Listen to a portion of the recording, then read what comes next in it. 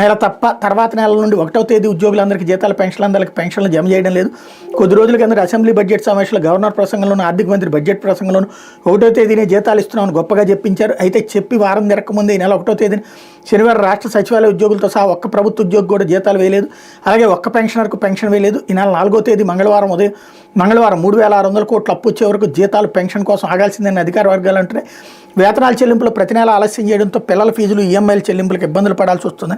ఉద్యోగులు ఆందోళన వ్యక్తం చేస్తున్నారు. 1వ తేదీన వేతనాలు ఇస్తామని ఎన్నికల ముందు ఇచ్చిన హామీని 1 నెల మాత్రం కూట ప్రభుత్వం నిలబెట్టుకుందని ఉద్యోగ సంఘాలు విమర్శిస్తున్నాయి అన్నటువంటి వార్తను హైలైట్ చేశారు. ఇది సాక్షి రాయడం గొప్ప జోక్ అనమాట. ఎందుకంటే ఇంతకుముందు వైఎస్ఆర్ కాంగ్రెస్ పార్టీ టైంలో 10వ తారీఖు 15వ తారీఖు అన్నటువంటి స్టేజ్కి వెళ్ళిందని ఆ రోజున క్లియర్గా అర్థమైంది. ఇప్పుడు వీళ్ళు 1వ తారీఖు ఇస్తానని చేయకపోవడంలో కరెక్టే. కాకపోతే అది ఈనాడు జ్యోతి సాక్షి రాసింది.